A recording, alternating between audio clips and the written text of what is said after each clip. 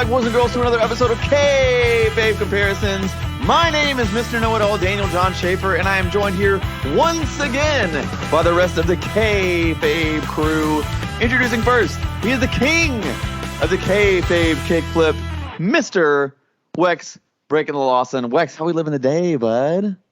Oh, we are living. Summertime, the living's semi-easy today, but we're living. We're hanging in there. I've been in a Kayfabe kickflip in probably a couple months, to be honest, but we're out here. It's a good summer. Missed you guys. Lots of wrestling to catch up on. Yeah, man. It's officially the Kayfabe catch-up. And as always, last but not least, Mr. Spectacular Vernacular himself, Jesse Baker. Jesse, how you living, bud? Dude, I absolutely cannot complain at all. I gotta say, I've been living for some of this wrestling stuff that's been happening, but I've so much missed being able to talk about all of this with the dudes, with the friends, with the crew. I am so excited.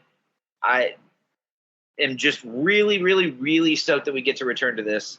Even if it's quarterly, bi-yearly, whatever anybody wants to call it. Yeah. So, I mean, I'm sure, you're all wondering that why this episode has popped up on your feed. It is a Kayfabe catch-up. SummerSlam just happened. There's been a lot that's been going on in the wrestling world lately, and we decided to just kind of get together and talk about it. But before we talk about wrestling, let's talk about what's been going on in our lives. I know for me personally, I started working at a company called Innovative Percussion a little while ago, and I just recently got promoted into the front office, and I'm dealing with artists and manufacturers and guitar centers and musicians friends and all that kind of stuff, and I'm really, really loving it. Still doing real estate on the side, but that's more part-time. I'm really loving the opportunity that I've got with this company, and I am super, super, super into it. The band is like killing it, the Far Between. I'm really excited about everything that's going on there. It feels really awesome to be in a band for the first time where I don't have to be the captain all the time, to have somebody else in the band that kind of like can help book shows and help like come up with ideas, and especially like visually and creatively. Super happy with the Far Between. We're about to release a slew of new songs, so I'm really excited about that. Jesse, dude, how's life been since the Mania last episode? Man, a lot of it's been just trying to figure a handful of different things out. My fiance has done an art crawl appearance since then, sold some prints, which is amazing. Been That's working awesome, on that kind of stuff. I myself have been working on a handful of different just models of whatever life's going to be like. We've been taking care of these dogs. We've been working out a whole bunch of different stuff. I've been watching a lot of wrestling. I've been watching a lot of like comic book stuff. Definitely watched all of the Righteous Gemstones. Oh yeah, fuck yeah, dude. Nice. I've been a clock and TV type dude, man, and I keep in touch with my wrestling, so we all know that that's a big fat part of what I'm doing, and that's how we go. I will also say, last July 8th, I had the opportunity to book a show in Nashville. It was a really great time. Look What I Did, Flummox, Classic and Spice. It was a really, really, really great time. It was a diverse bill. It was weird, which is how I like to do it. That's just kind of how I roll. And man, I couldn't have been happier about how it turned out, what the experiences were for the people that were present. That part of it's amazing. I'm working on some stuff with Look What I Did as well. I must also say, I'm just going to go ahead and like pull a little plug ski here. Look What I Did is obviously playing on the 12th. I'm not sure when this will release, this particular episode. This should be the day before, so it'll come out on Friday just like normal. Heck yeah. So tomorrow, if you're listening to this, on August 12th, at the end, Look What I Did, Zacapalooza, that's a whole thing. Yeah. The Far Between will be playing a free show at New Faces at the Basement, OG, which is such a clutch situation to run. 8th Avenue. Absolutely amazing to see. Yeah. Free show, by the way. Free show. Come hang out. There you go. Free. Don't get better than that. All the cool bands doing cool stuff. I'm so proud of all my dudes, all my girls, all my people, everybody rocking this stuff. Love it. How about you, Wex, man? Give us a rundown of the life of Wexley Lawson here. Well, since WrestleMania, and nothing too crazy, nothing too exciting, still over there at Warner Music, shipping out royalty checks every day. Love that. doing the thing. Trying to get Jesse on. Maybe we can get him in there. That'd be pretty cool. But Would be dope. I've just been pretty busy. Been watching a lot of wrestling, of course. AEW, my favorite. Been heavy into that. We'll talk about that here a little bit more in a bit. Next week, Dynamite in Nashville. I'm gonna be there. And exactly, that's another thing I'll say. Everybody's going to be if you're in Nashville, if you're going to be in Nashville next week for Dynamite, you might see your boy Wex. You might see Daniel. I don't know if Jesse's going to make the trek from a War Trace. Unfortunately, it's just not it's somehow that's just not a thing that's happening, man. Yeah. Not in the birthday cards this year, man. It does seem like they're scheduled to make Nashville part of their loop. So I dare say you will get several. They were on the first. Again. Nashville was on the first 5 to 6 tapings of shows they ever did. Yeah. So it's a classic spot. We got that. It's been pretty cool this summer. Literally the next week after AEW, we got the Titans preseason game going to. That'll be fun if you're into the local sports there. Just like Jesse said, been a big TV guy recently, and dude, if you haven't watched The Righteous Gemstones, then why are you watching TV? Yeah. Anything Danny McBride has ever made is the shit. Yeah, it's top watching that show introduced me to this old ass fucking movie where he plays a taekwondo instructor. The Foot This Way, my friend. Yeah, dude, it's such amazing. Yeah, it's a classic. That started his whole career without playing the same character every time. Somehow, it's genius. But yeah, it's amazing. Lots of TV, lots of wrestling, some cool Marvel shows, some disappointing Marvel shows. Here and there. Yeah, for sure. It's been all over the place with Marvel. They are definitely. They need to shit or get off the pot, man, with some more quality content, to be honest with you. I understand, but we got that new Ahsoka Star Wars coming up I'm looking forward to in a couple weeks. August 23rd. Yeah. Obviously, Star Wars mark, comic book mark, wrestling mark, everybody here. But same. Listen, I know. Before we get into it, I know that everybody shit on the movie, but I really loved The Flash. I thought it was a great movie. Too. Same thing. I don't understand why people did. To me, it's this is the best possible way to kick off a new universe. It's so Please smart. Don't spoil it for me. I haven't seen it. I really want to see it. I haven't seen it. Yeah, There's it's amazing. Too much going on. Yeah. The big gripe, people talking about how the CGI looked the CGI looked horrible, but it makes sense for the fucking thing, and half the people were dead anyway. So what are they gonna do? Just have their exact likeness? Please don't spoil. There's no spoil. There's no. That's not. No. There's just the quality of the CGI. Yeah. People were but I think it worked for the story and the thing. A little bit of a spoil. I love the movie. I thought it was great. Go see it. I saw it in the same. Actually, I tried to see a sneak preview, but there were so many fucking people I couldn't even get to the movie. Yeah. Then I saw the week it came out. It was great. Also, Ninja Turtles. Saw it last week. I'm fucking best Ninja Turtles movie since the original 1990 live action. Second best one. We're gonna go see. We're going to Dallas this weekend, and we're gonna try to see it in Texas. So I am excited about that. I'm excited about that. So it's great. Okay, let's talk about wrestling.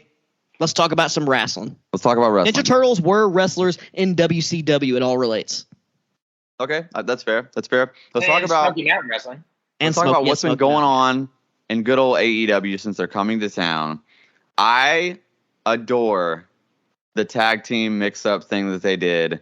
I think the MJF Adam Cole thing is probably one of the most entertaining things on wrestling television, period. And the way that eventually will blow up is going to be epically amazing.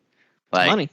Oh, it's going to be so good. MJF just continues to put out the most quality content. And honestly, it brought Adam Cole back up a level because he was not, his AEW run up to this point has not been that great, if we're being honest.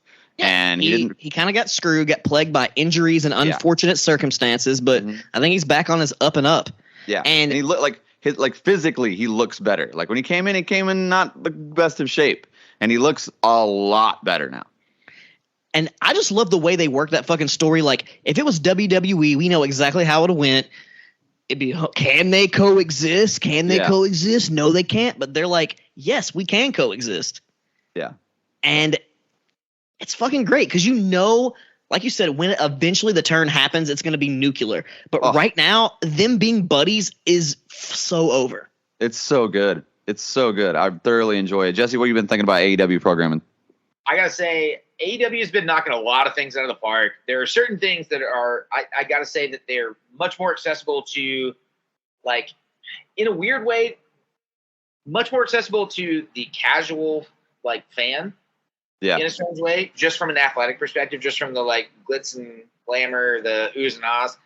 In certain ways, in terms of storylines, obviously the MJF Adam Cole thing, tits to teeth, that's where it goes. Yeah. The FTR stuff, I'm not so sure about. The CM Punk stuff, It's getting better. It's getting better. It rules in a way, but it's a Saturday night show, and it's that's a weird thing, and everybody wants to give weird litmus tests about their ratings on Saturday nights. Dude, it's never gonna hold up on a true to form ratings platform. That's just not how it's gonna happen. It's literally the worst time to be on television. Not a lot of people watch it live, but UFC and WWE have been doing their pay-per-views on Saturday nights. Is all I'm saying. Yeah, it's a little different than weekly TV though. It's just not a media example for either company. Right. I guess I'm a loser, and I'm not really doing much on Saturday nights because I've been watching a lot of those fucking shows. I DVR it. You just like weed and you love AEW. That's fine. That's it's all good. And I do like the show. It is a good show. I do like Collision. I mean, if WWE had a show on Saturday nights featuring wrestlers I really liked, I'd probably tune into it too. Yeah. Here and I'll follow up on that later in a way, but I gotta say, AEW definitely has knocked out Collision much more than they've knocked out Dynamite, but Dynamite has kind of caught up. Rampage, I gotta say, I still feel they need to take that slot for ROH. Agreed. I don't think Turner's gonna let them, but I mean, in all honesty, it would make sense. Warner Brothers Discovery is apparently about to launch a live sports stream on Max because of how many millions of subscribers they've lost since they launched Max. Max is a shit app. It doesn't function well. They're trying to do this live thing. I like the content, but it doesn't function well. Yeah, you're right. It doesn't function well at all. It's like the new WWE network of Peacock. It's weirdo. It's bad news bear. But there's potential. Yes. Yeah, but as long as you can watch My Adventures with Superman, it's okay. Dude, that show is really good. I love it. It's great. It's a really good show. I'm gonna be the sound guy here. I tried. You didn't like it? It's too G for me. Okay. That makes sense. It's a little I don't have children and I don't hang out with a lot of children. Me either. Fuck them kids. But no offense to you, Daniel. But well, it would be weird if you did hang out with a lot of children. I'm just saying that. I love your kids, weird, but it's a little too G-rated for me. It just wasn't entertaining. Also, the Superman story's been told too many times, same way, Agreed. a lot, Agreed. and it is what it is. However, Max is what it is.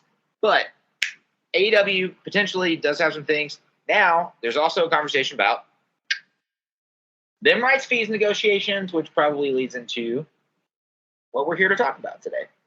Yes. And we cannot forget to mention fucking All In. They have sold now officially more tickets than WrestleMania 3. Wow. Which is fucked. I'll say this about All In at Wembley. If it stays as is, they've already accomplished a crazy thing. Yes. It doesn't matter what the card is. It's cool that they've announced some things. It's cool that there are things that, but all of their peak athletes from the UK that they wanted to have take part kind of can't. Yeah. Jamie Hayter's hurt. Yeah. Pac's gone. It's like the Forbidden Door, the first Forbidden Door. It's the injuries. The day that the sky is blue, it turns out also Pac's injured again. Yeah. Yep. For fuck's sake. That's kind of crazy. But yeah, poor guy. They're still going to knock it out of the park. They're going to turn it into a very, very, very big conversion for them to be able to do touring and broadcasting in areas that they haven't done. Here's the thing. If wrestling in that way is profitable, it's great for any wrestling fan ever. Agreed. Because it just offers options. Agreed. And they are literally number one in the UK market now over WWE, which is fucking crazy to think. Yeah. Yeah. Well, because they're concentrating on it. Well, we'll see if they end up announcing, in the next 2, 3, 4, or 5 years, a WrestleMania in the UK, which they definitely plan to do, obviously. Which is a cheap pop because they just want to. We can't let AEW beat us, so we got to have a WrestleMania. I love it. I love it, dude. I think it's great. I love it. Missed that. I've missed. We haven't had a real top pay-per-view since SummerSlam. Yeah. Because what Clash of the Castle didn't really. It's a pay-per-view, but it's not a real deal pay-per-view. You know what I mean? Yeah. And if they could, I heard the only reason they don't want to do that is because of time. And they have to start early today because All In's going to start at like noon. Yeah. Which I'm all for, baby. Give me some more wrestling. Give me some wrestling. They still haven't advertised how we can watch All In.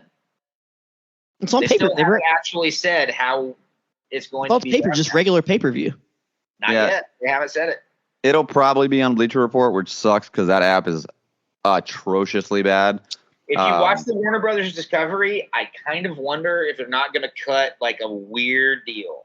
Yeah. Where there's like a fight tie-in or something. Like there's some stuff happening across both platforms right now. Yeah. Warner Brothers Discovery owns Bleacher Report, so I don't think they would go to fight. They would either eliminate Bleacher Report and make their own service, or no, I think they're going to absorb fight. Oh, well then that's good for the wrestling business as a whole because lots of independent promotions go over fight. Agreed. Exactly.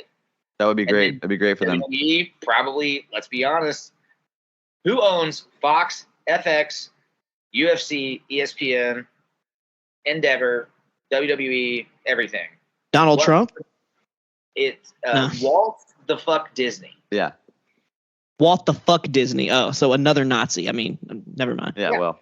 I mean, all right, since we're talking about the evil empire, let's dive into the meat and potatoes, boys. It's been a long time. We're going to go down this SummerSlam card, and we're going to give you our beer ratings, just like the old days. It's a walk down memory lane.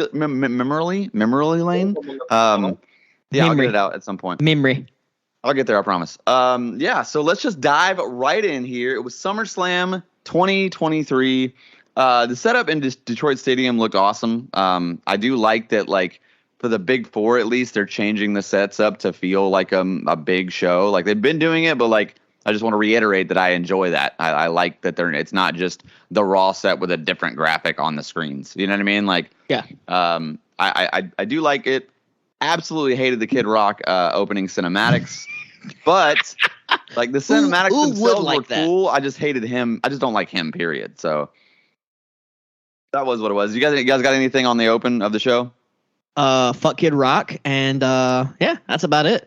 I mean, I still can't understand why this fucking rich kid from the suburbs of Detroit wants to pretend he's a southern guy. Yeah, he's not from the South when he is not poor, not from the South, and you don't give a fuck that you don't like Bud Light. Fuck you. Yeah, we all got Nashville roots, and we all have friends that play on Broadway, whether we know it or not. And at the end of the day, we're talking about Tootsie's Honky Tonk School and all that fucking crazy Steve Smith shit.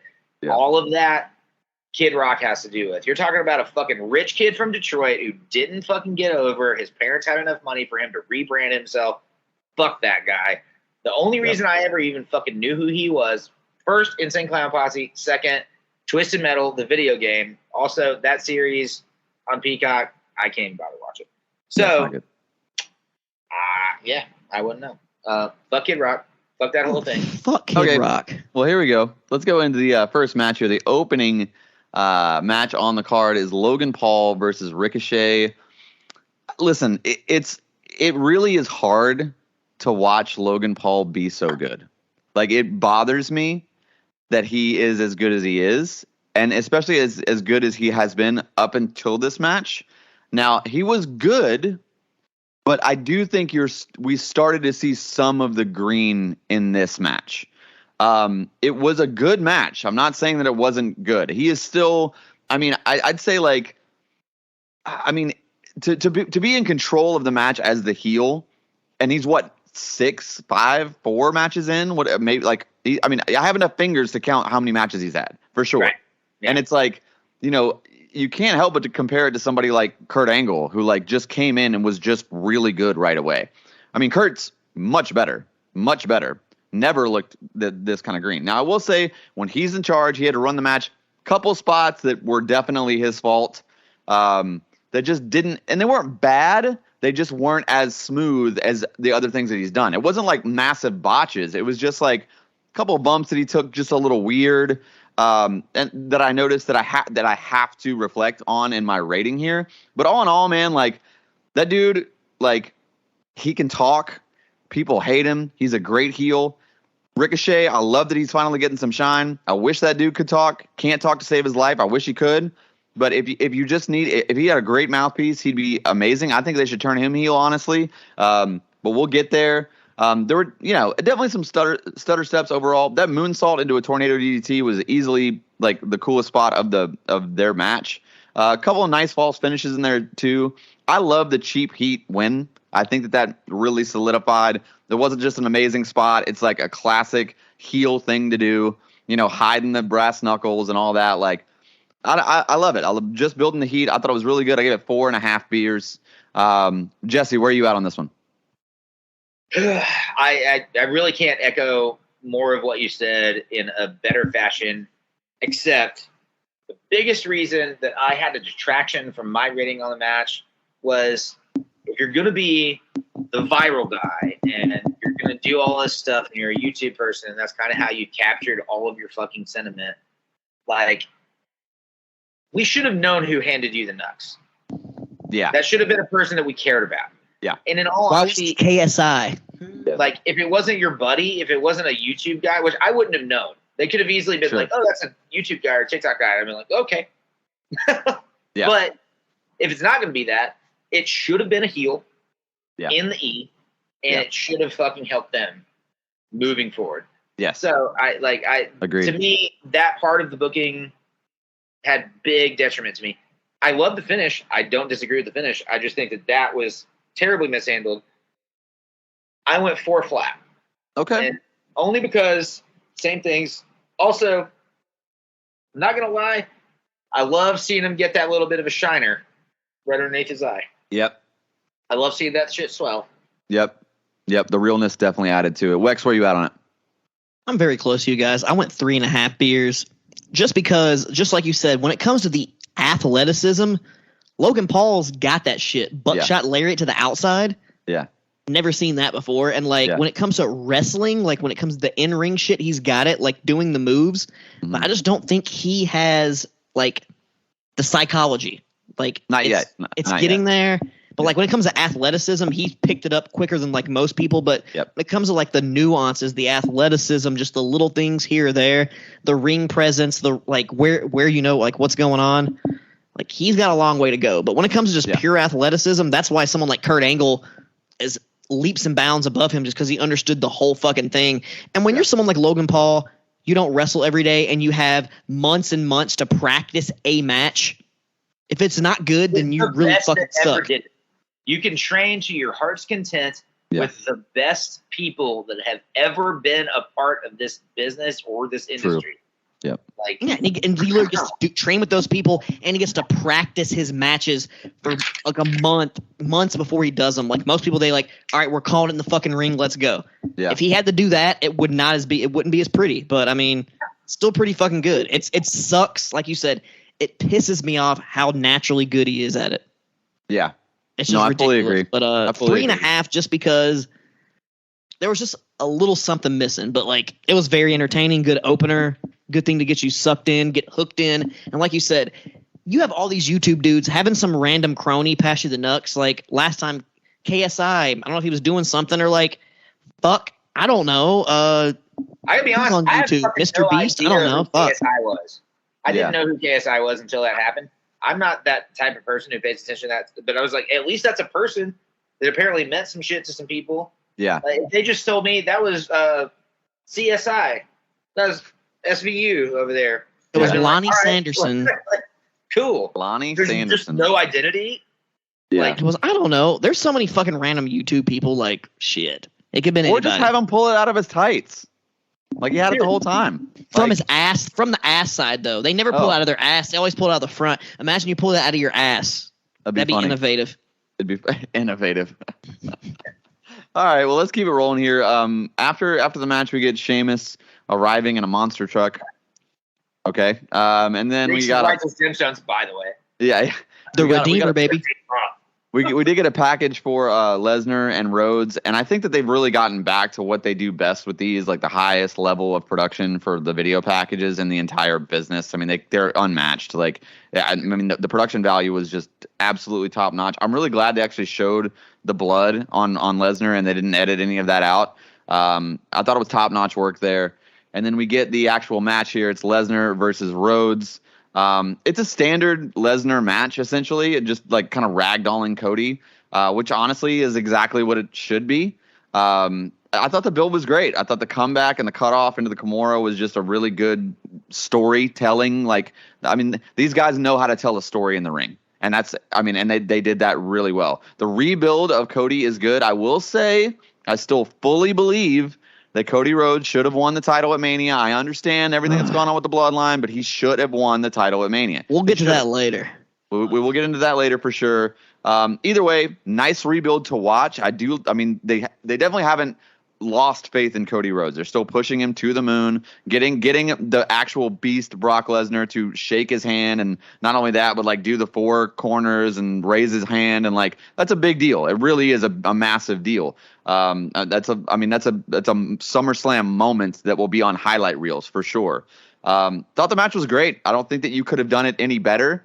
I don't think the placement on the card was right. That's my only detraction, really. Nothing in the ring was bad. So, but there was, again, like, because I don't like exactly where his positioning is, and because I didn't like the positioning on the card, I went 5 beers with this one. But honestly, as far as the bell to bell and the story being told, there was nothing I would change about it. Nothing at all. 5 beers from me. Wex, where are you out on this one? I'm very close. I went 4.5 beers on this one. And the only reason, because the build was like, I don't know if you watched some of the Raws leading up to this, they just literally did the exact same shit they did for the last pay-per-view. Oh, break your arm. Like, I thought there was going to be something a little bit more, like, evolved, leveled up in this shit. Maybe a stip. Maybe something to make it a little bit more height. But, I mean, the match itself, like you said, it was a good old classic Lesnar match. Suplex City, very reminiscent of post-Undertaker, post-John Cena. Yeah. Just kind of did that same shit. And, like, it was a solid match.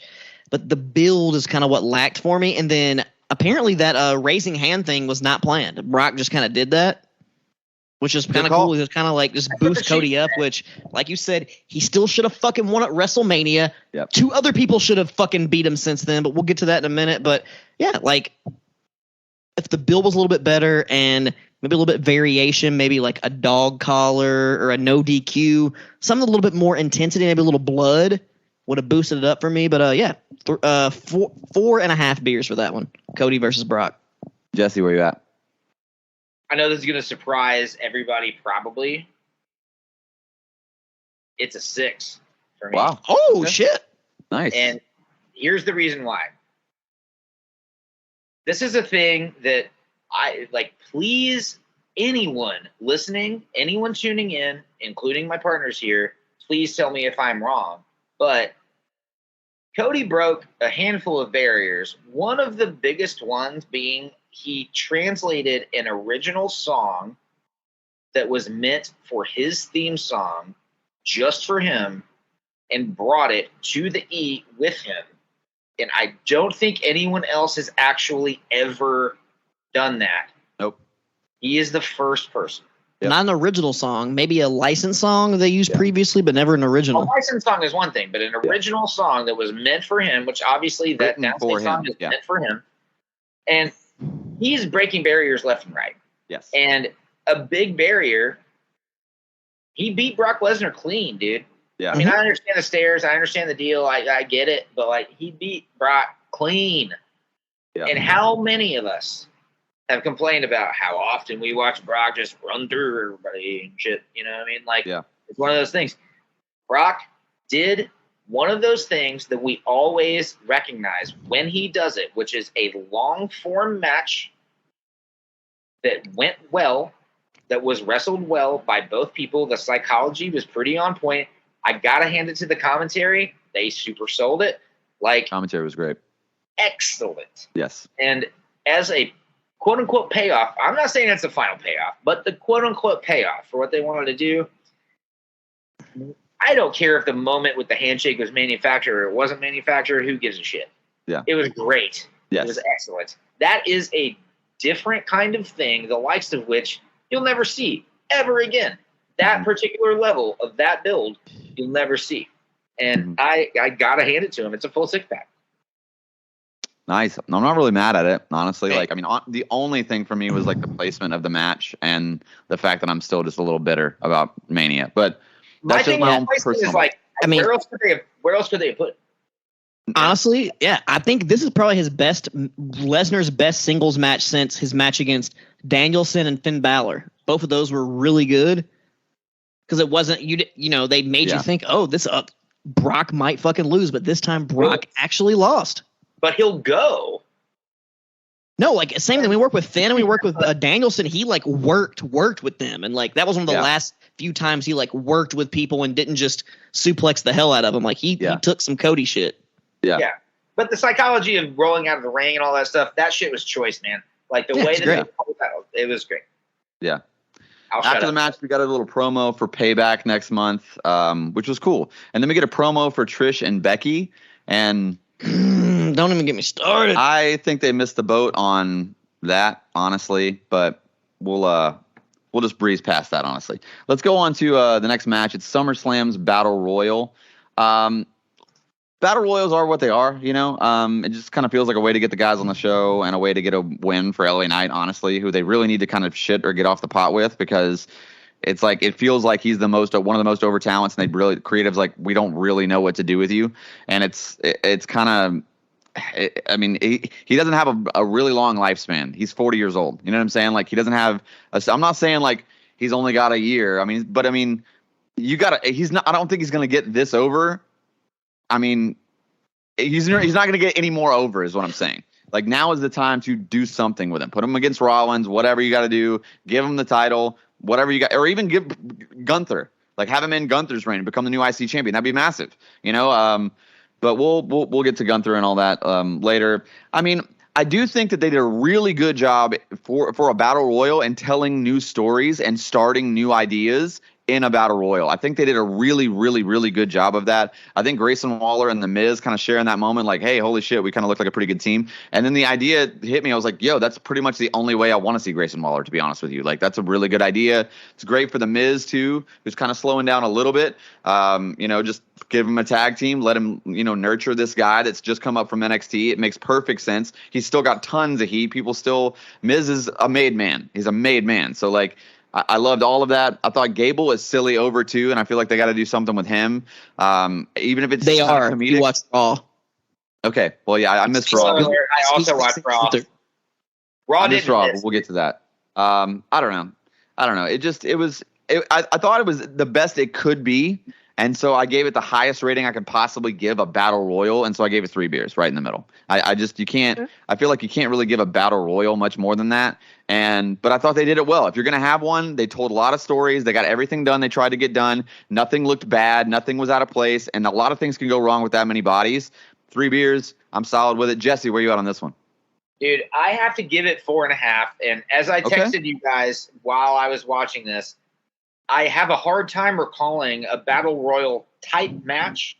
And to be honest, even a Royal Rumble, I have a hard time recalling one that looked better. And again, I feel like credit is due to the production team for that. I think they trimmed the fat on a lot of the forearm and the corner type stuff. Yes. They watched the big moments. I don't feel like there was any big moment that we felt we missed.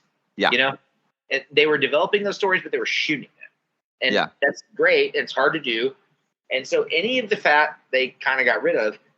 Man, everyone came out of that looking pretty good. And when I say everyone, I mean everyone that anyone cared about in the first fucking place, which out of 25 people, in all honesty, I feel like maybe 8 people were cared about going into it. And I'd say there might be twice that the people cared about coming out of it. Yeah. And if they accomplish that, that's a huge deal. The one critique, the thing that I hate the most, AJ Styles needs to be doing more somehow. I understand it's a weird thing to be on SmackDown. How do you top guy during that? It is what it is. But he's enhancing that talent. He's playing that role. He's making his money. He's feeding his family. Yeah. Kudos to Uncle Allen, like all the way. But I go 4.5. I can't recall a better Battle Royal or Royal Rumble style match, so I got to give it 4.5. That's fair. Wex, where are you on this Battle Royal? You guys pretty much said all the main points there, but one thing that took away from this for me is what the fuck does this Battle Royal mean? It's just the Slim Jim Battle Royal. Like, why the fuck? Just like you said, just to get the people on the card. Yeah. So we had to listen to Kid Rock a pointless battle royal, and we'll get to the next match to get fucking Trish Stratus and Becky Lynch off the card. Like, Yeah, a little silly. Fuck, 2 beers. Why? They could have did this on Raw or Yeah. SmackDown. I wouldn't have There's minute. LA Knight though, and also you watch the Slim Jim ad, right? Mm-hmm. LA Bianca. It is I guess bold is the right word to use for them using Macha's old Slim Jim ads. Yeah, You In can't do conjunction fuck with that. you. It's not bold. It's disgraceful. You can't. Fucking You weird. can't replace Weird. fucking Macho Man. It's Yeah. weird. If you're gonna Yeah. do it, go a whole different route. Don't make it different. Don't do the Macho Man. They should Yeah. have gave it to CM Punk years ago when he tried to do it. That would have been a fun little thing. But Or Warhorse now. War Horse, yes, War fucking Horse. that would have been cool.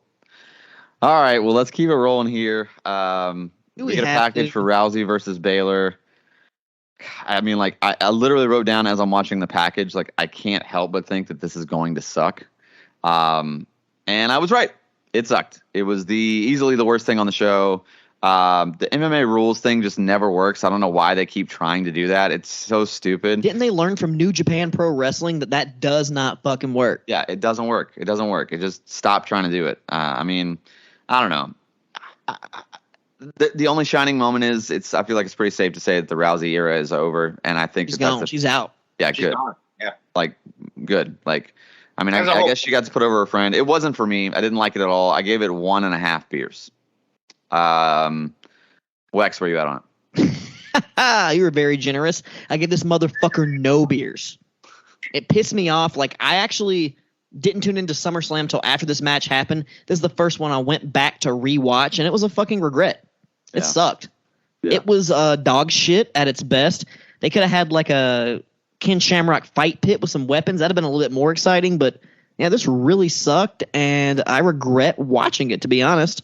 I'm glad Ronda Rousey's out of the WWE. They need to make Shayna Baszler kind of like that classic NXT killer Shayna if they're going to go Yeah. with forward through this. But that's the only positive is that Shayna's Yeah. going to be on the up and no more Ronda.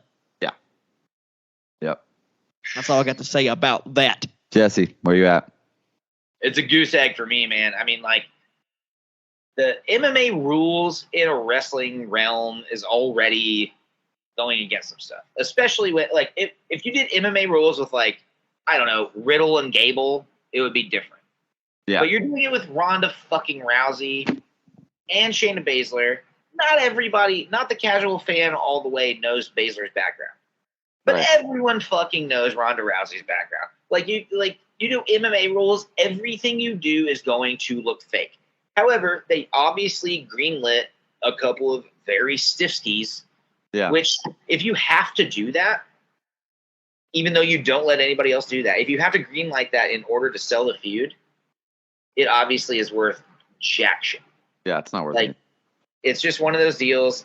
Sharon Corbin with the fucking goose egg under her eye, still with a 6 head, managed to pull it out.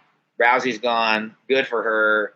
Who gives a shit? Like, it's a big 0 dud city for me. The crowd also Not into it.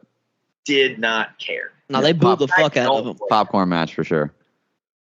Popcorn match for That's sure. not even a popcorn match. That's a piss break. I might take a 6-minute shit type match. Like, you can take a shit during this match and still make it back. Well, that's what they did. That's what they certainly did. Let's keep it rolling here. We got a promo for the Cody doc, which is very, very good, by the way. I don't know if you guys have watched it, but it's fantastic. It felt like an old school. Yeah, it felt like an old school WWE DVD, and I know that had a lot to do with Cody and his having a lot of influence on how he's presented, and I thought it was great. Very well I don't done. know about WWE propaganda these days, but I've heard it's good. It's very good. It's propaganda, motherfucker. It's really good, dude. You need Yeah, to it's watch really good. They talk about AEW quite a bit, actually. Until Vince dies, I won't watch it. Jeez. Well, I don't think you have that much longer to wait. Hopefully. Probably like 100 years, I think. We did get a package for the Gunther McIntyre match, which I thought was very well done. I wrote could be sleeper of the night. It wasn't, but it was very good. It was a very good match. It was very stiff, full on brawl, kind of the height of both guys' efforts. At least I will say that, like, they both tried very hard, and you could see that, like, No one is lacking effort on either side. Very good, but not great match. Very good, but not great. Gunther has kind of single-handedly brought that title back to where it belongs, though, which I very much am grateful for. I have the softest spot for the Intercontinental title for a weird reason, but I like it a lot. And whose run would you relate it? Like his run, who's closest to the last good run? Like Mr. Perfect as a heel with the so you're not even talking you're talking about like old school. I'm talking well, when you say that, I mean like to the level of prestige that title had. Like, even in the 90s, like it still had a prestige, but it was very much like a mid-card title. I'm not saying it's not considered a mid-card title, but it officially feels like, hey, after this, you're probably in the world title picture. You know what I mean? Like, right. And that's what it used to be in the golden era. Compared to that John Cena Open Challenge era? Yeah, kind of like the Ultimate Warrior straight into a Hulk Hogan type situation. Oh, okay. Like, I think Gunther, I think they've literally made that title. And if you look at the way it's made, it's like, I think that they really want that to be like, hey, when you lose this, you're number one contender for the world heavyweight. You know what I mean? Because they almost have this similar kind of look to them now. And it's like, that feels... It's like, hey, remember we all call this the workers title? Like, we're going to do that again, right? This is the workers title, and then we have a workers world title, and Seth freaking Rollins is your world champion. Like that, yeah, I'm in. I'm in with that. And the match was very good, not great. I went 3 3/4 beers on this one. Jesse, where are you at on it? I had to go 4. Okay, fair. I felt like, here's the thing. I think that anybody who has consistently watched these two people can, like, just perform the way that they perform, kind of knew what to expect. These guys look to me like they're two very Caucasian males who looked like they just wanted to be the most red they could be walking out of it. Like, They both worked. They put in a lot of fucking effort. Also, McIntyre is kind of he's been faltering ever since he was the captain of the pandemic. And then injured, and then not really treated well, and then had a banger, and then and he was part of the Bang Bros, according to WWE. Fucking terribly named. Banger Bros. And, well, nobody remembers her. It's one of those things. I feel like this is one of those matches that could bring McIntyre back to, hey, we're interested in watching this guy be in matches. We're interested in watching him fight. It would be really cool. He did a really good job. They fucking brought it. All the false finishes, all of that stuff, all of it made sense. I loved the match. Just, it was a little predictable, I think, is really the only reason that it wasn't a full 6 to me. It knocked a couple of points down because we all knew, you know? Yeah. But it was great. It was just, Yeah, very, yeah. We're a couple swigs apart on that one. So, Wex, where are you at on this one? I'm right there with Jesse. I gave it 4 beers. I mean, really, this is the first thing that I tuned into SummerSlam to see because I watched Collision and came straight into this match. And it was great, hard-hitting match, and it was great. It was a fantastic match.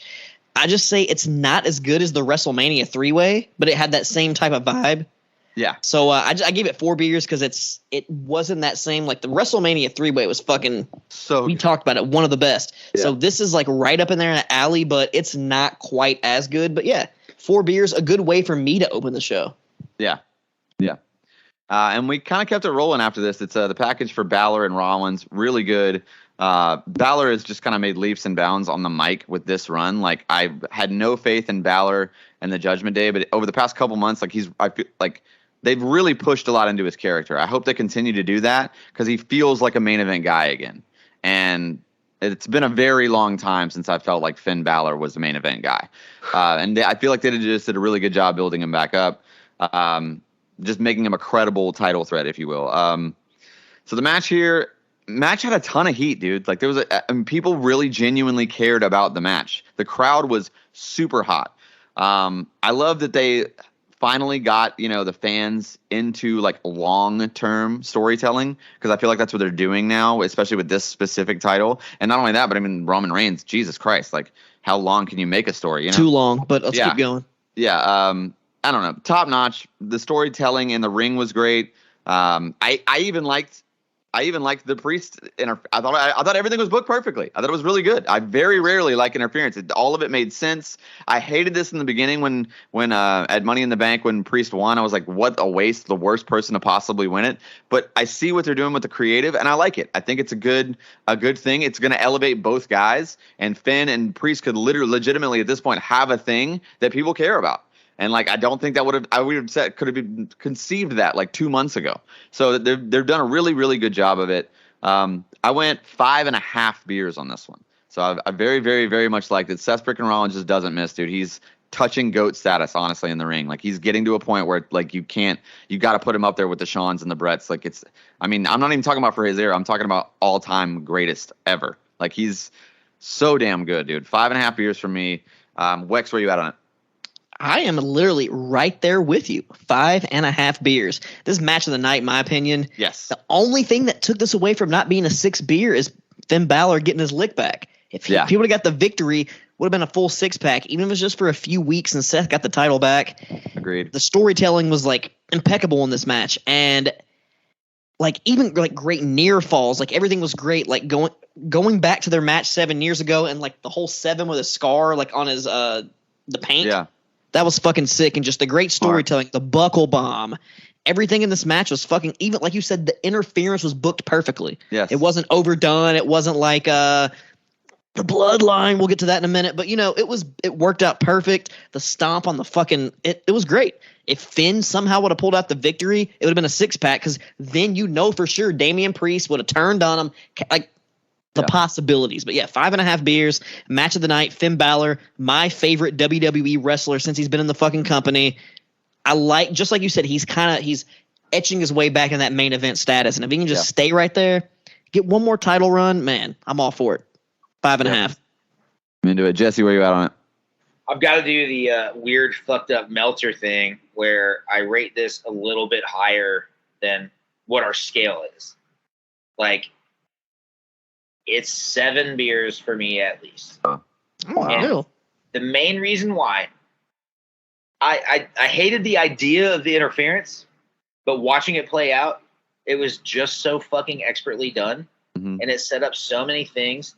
This match should have functioned as a mid-card match. That's what they wanted it to do. Yeah. Everything after, we know that we have a little bit of ginger on the sushi plate after this, but the main event was supposed to catch up to this.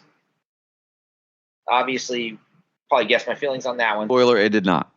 But it could have. This didn't have to be as involved.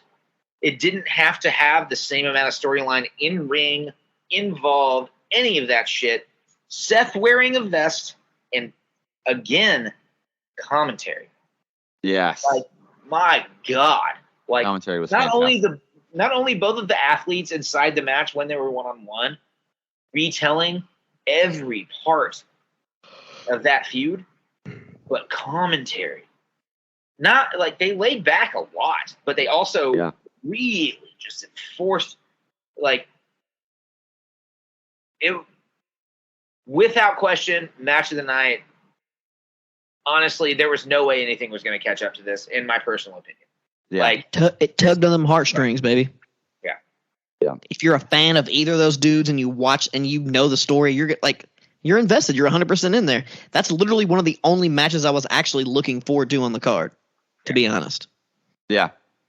Yeah. Oh, yeah. I mean, it was the highlight of the night. I mean, I think we're all in unison here. We can at least give the tip of the keg to match of the night. Here is definitely going to be Rollins and Balor. If you got to watch one thing on this show, go watch that match for sure. Good God, do that. Yeah, do it. It's very, very good. It was a perfectly done WWE style main event match. Dude, great it was wrestling. Great that's literally in my notes. It was a perfect WWE main event style match. It was just done to the T. Yep. Agreed. And when it's done perfectly, I'm sorry, but I still think it's the best thing in the business. There's nothing better. There's nothing better when it's done perfectly. And they almost did it twice. They almost did it twice. We'll get there. In one night. So after the match, we got a little promo. It's like one of those commercial skits that they do for, like, it was Miz and Alpha Academy for like a Mike's Hard Lemonade commercial. And actually, like, most of those are super cheese and like bad. And this was super cheese, but I thought it was actually hilarious. I thought this was a really good one.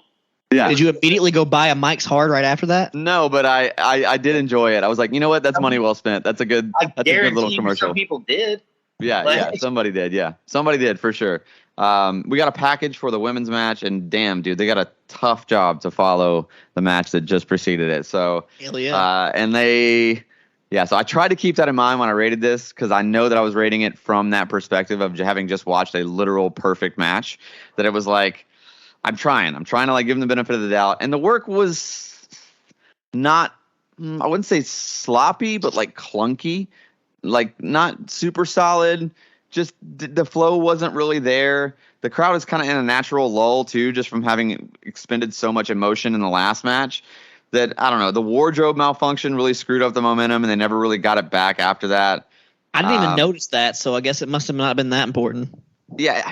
It's What? like A How wardrobe. did you I never not know? not noticed a wardrobe malfunction. they probably edited because they went back and watched it, Yeah. Oh, yeah. You weren't watching live. so they probably edited it out. But Were you not watching it live though? Well, I was like live, but like 10 minutes behind because I rewinded it a little bit. they probably edited it out on the fly. To be honest with you, either way. Normally, triple threats are like I missed either a titty. bank. Did I miss a titty? No. Oh, It was okay. like literally just her back like bra thing opened up. You And had to she get get the referee to put it back together. That ain't no titty. No, it just took time. It felt really weird and awkward because That it's ain't like necessary. the other two, like the camera goes onto Asuka and Bianca, and they're just like acting dazed, leaning up against each other in the corner, like so it was just this weird. I don't know.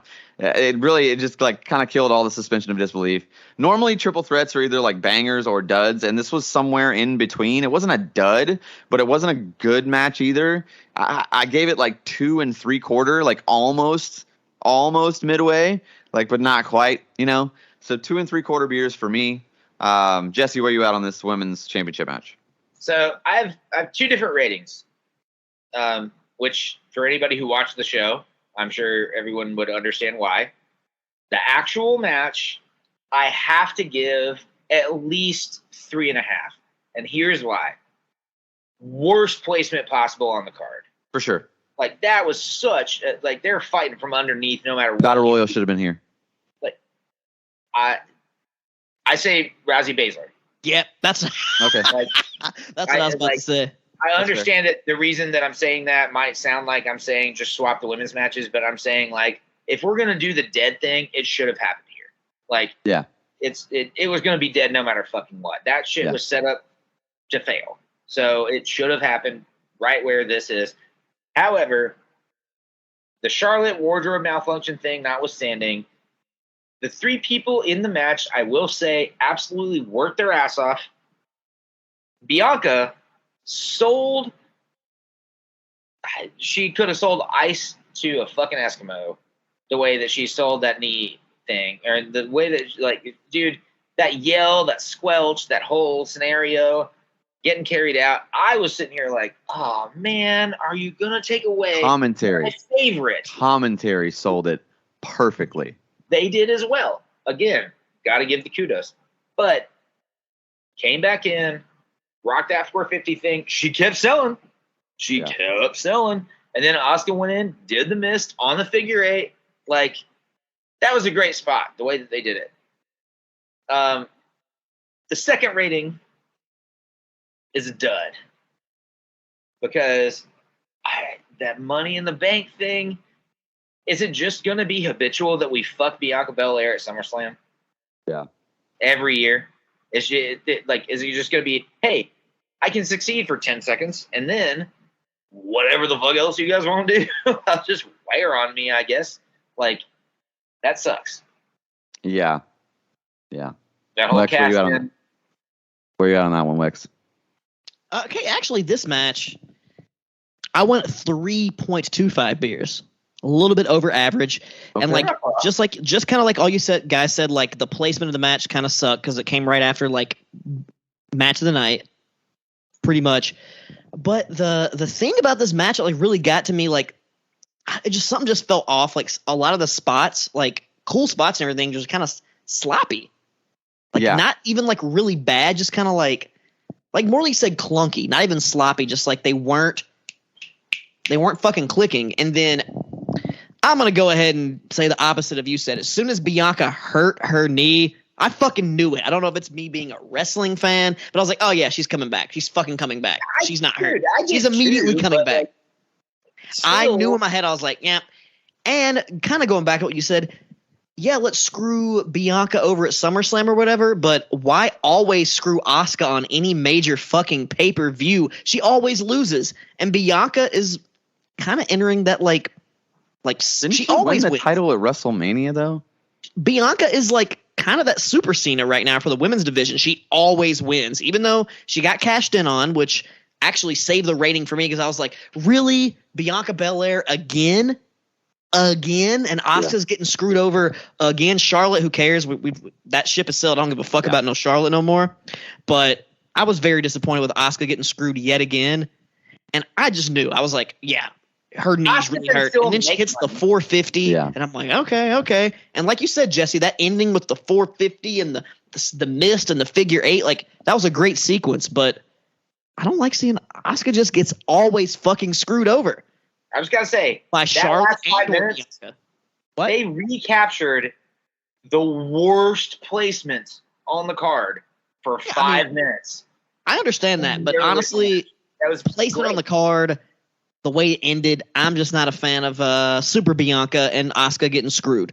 That's just my opinion, but it all worked out in the end. Io Sky, I'm one hyped year about that, after debuting in Nashville, Tennessee, as Damage Control gets the title. I thought that was a great ending.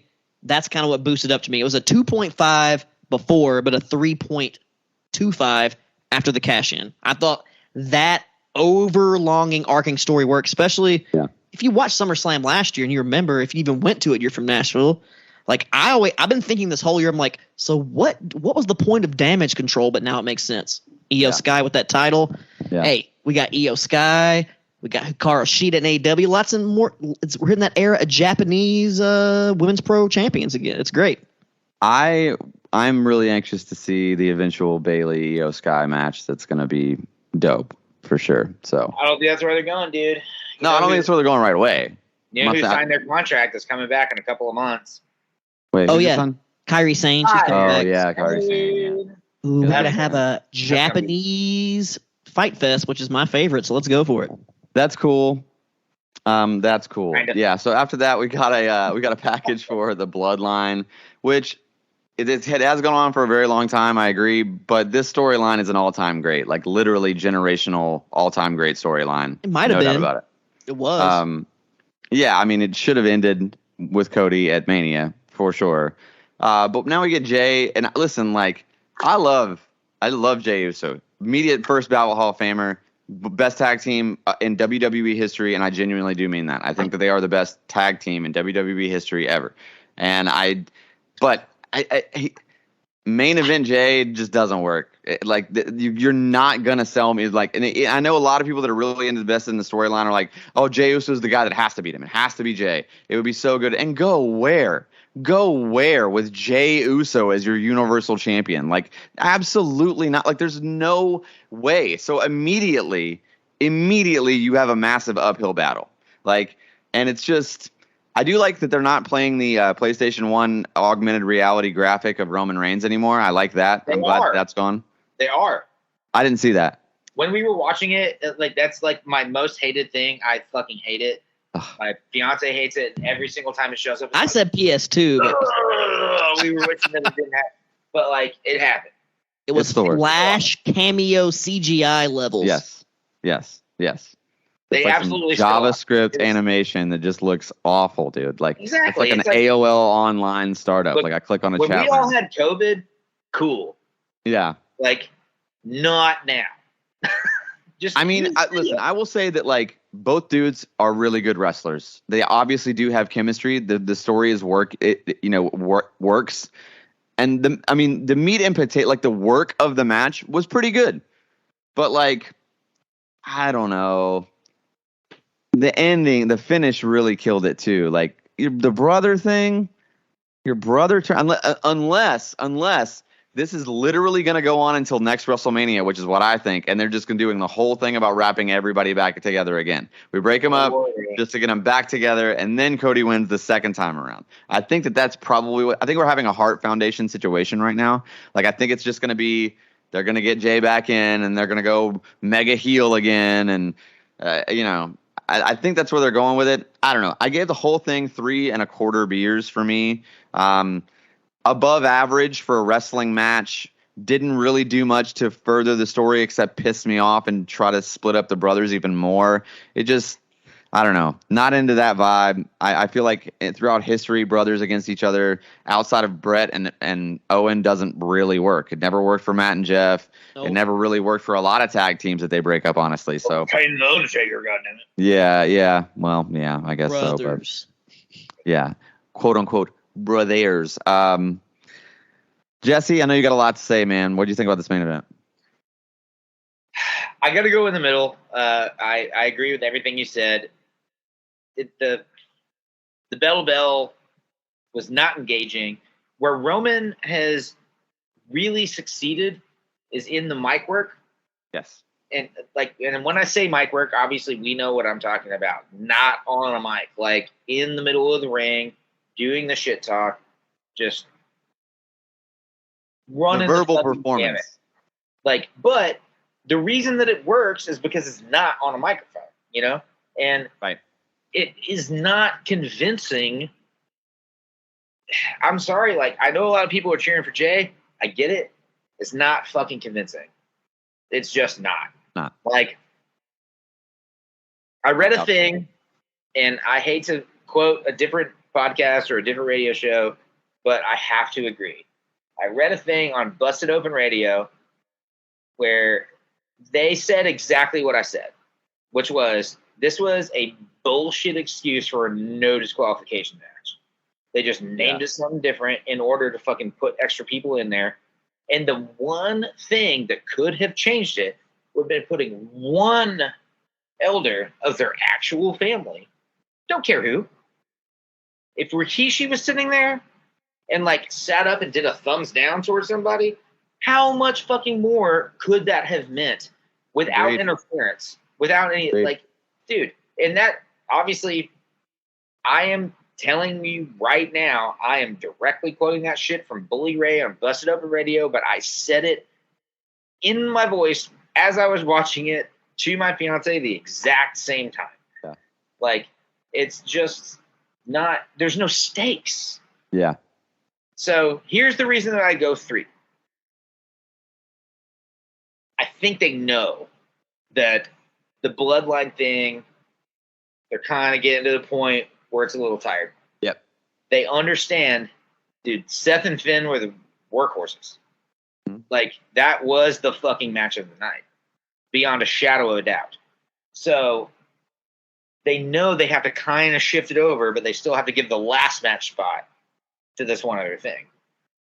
And the more that they shift it, the more that they pay attention to that, the more they pay attention to how people are going to feel happy and blah, blah, blah.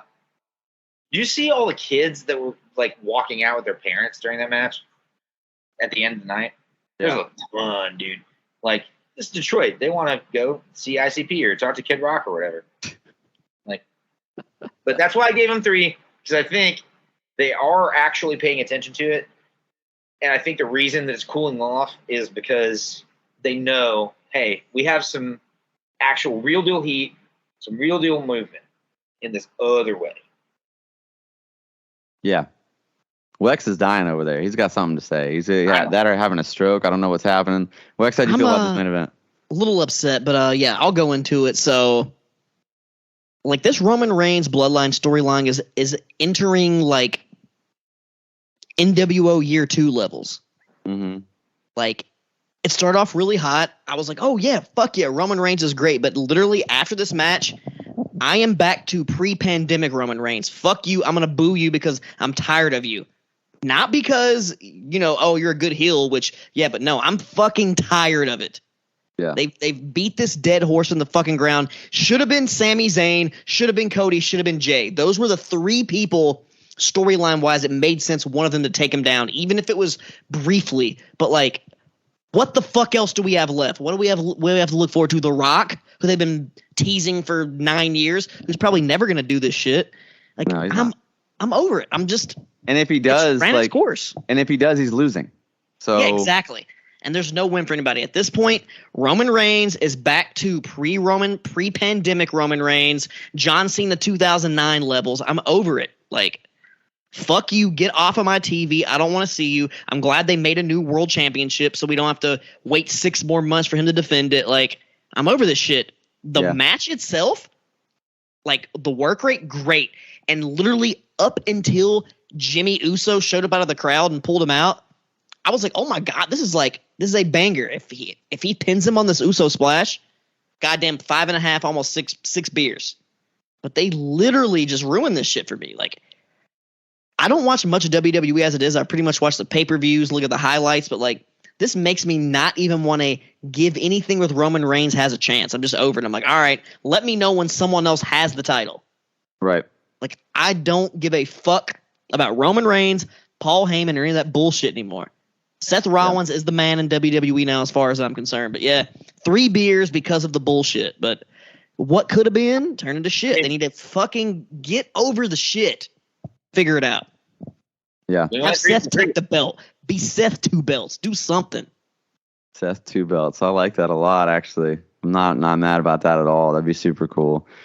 So overall, man, I do think SummerSlam was a good show. Overall, I thought it was a pretty damn good show. And I thought that, I mean, just Gunther and McIntyre was so good. Balor and Rollins was good. The opener was pretty damn good with Logan Paul and Ricochet. I mean, Brock and Cody. Lesnar and Rhodes was good. Like, I mean, even the Battle Royal was as good as a Battle Royal can be. And so it's like, it was just the women's matches weren't quite what they could have been.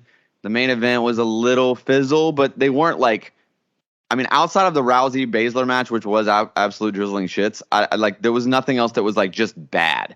Like, I just didn't like certain things. You know what I mean? Like, So overall for a SummerSlam, I think they fulfilled it. You know, I mean, it's not a Mania, but I think it's a pretty damn good SummerSlam.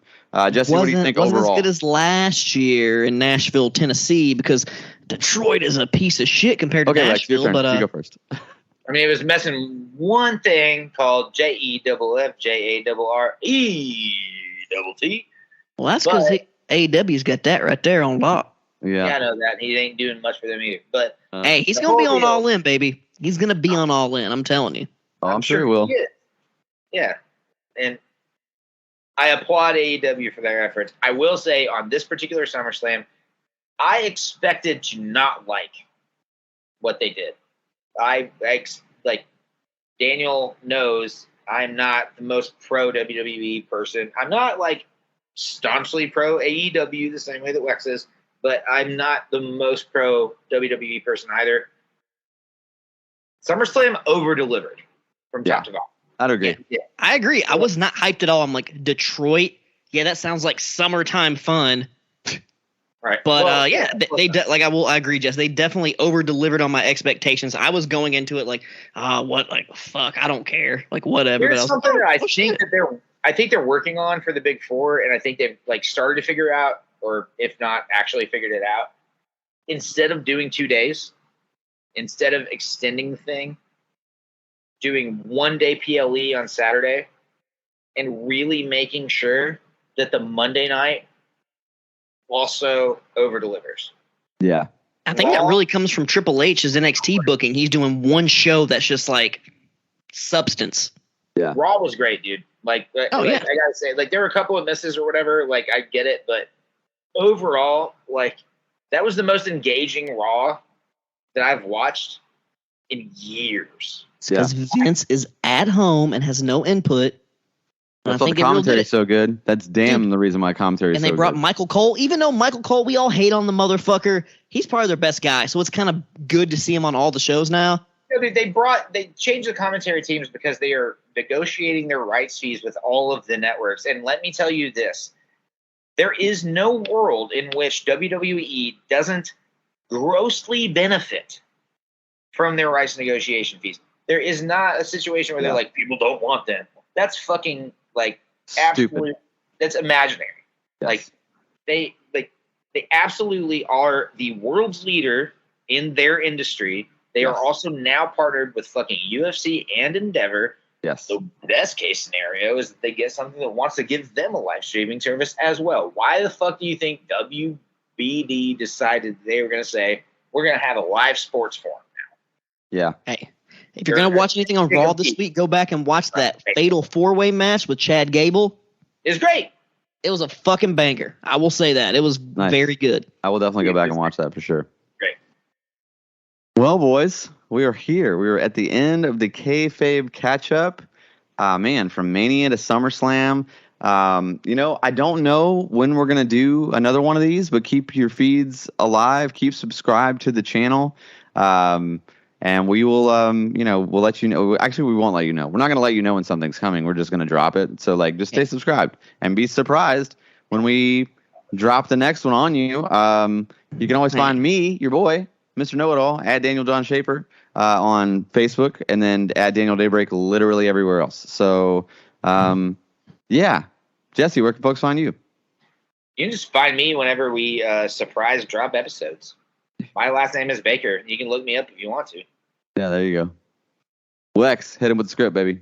You can always find your boy Wex at Wex Breaking the Loss on all of your social media accounts. And just like they said, we might drop something here or there. You never know. We have one of the biggest non-WWE shows in the past 30, 40 years ever coming up here soon. So we may have to do a little coverage on that. We may have to do a little coverage coming up. What's the next big four? Survivor Series? Survivor Series. Hey. Yeah.